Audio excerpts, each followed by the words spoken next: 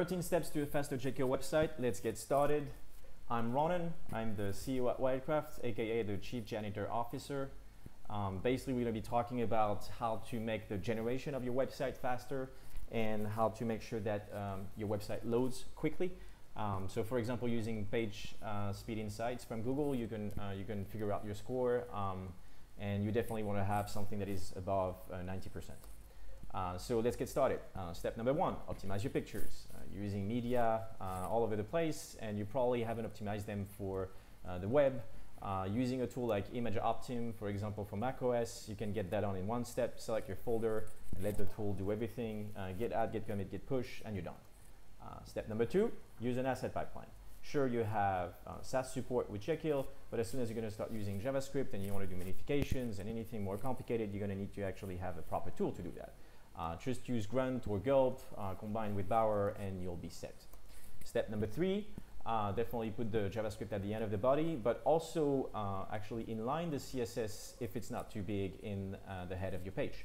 I usually do that by telling Gulp to output the CSS into the includes folder, and then I just directly include that file into the head of my default.html liquid template. Step number 4, avoid blocking JavaScript or style sheets. A good example of this is web fonts. Everybody's been going to websites and not seeing any of the text being displayed for a few seconds while you're actually downloading the font. You can actually go around those kind of issues. In that case, for example, using JavaScript, you can dynamically inject the font declaration in the head of your page. Step number 5, use a CDN, definitely a must. Cloudflare is a free no-brainer. It's pretty awesome. I use it all the time. Definitely recommend that you go there, and no, I'm not being paid for that message. Actually, you get a few advantages by using Cloudflare. First, you get compression, gzip compression of your assets and pages, as well as browser caching. You also get the ability of enabling HTTPS, which does affect your SEO, and you can do it very easily in a couple steps with Cloudflare. Step number 8, you want to use something like Algolia, which is basically a search as a service.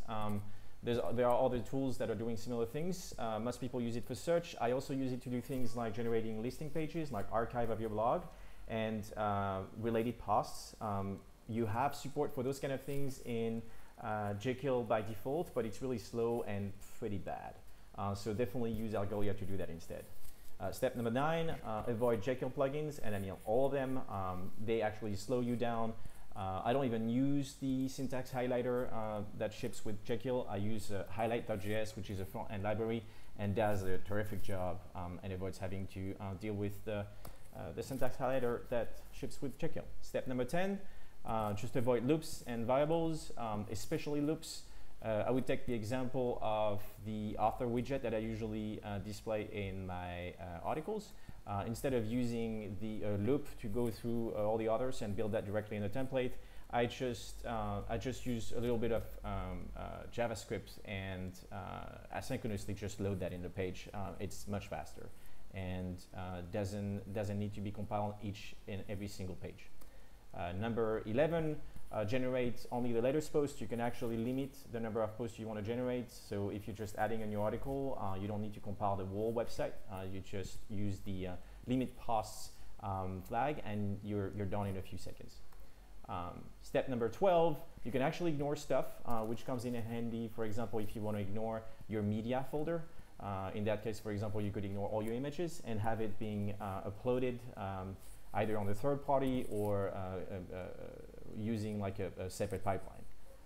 That definitely cuts the compile time. And then step number 13, you can actually in Jekyll 3, which is now supported on GitHub pages, do incremental build, which is pretty awesome.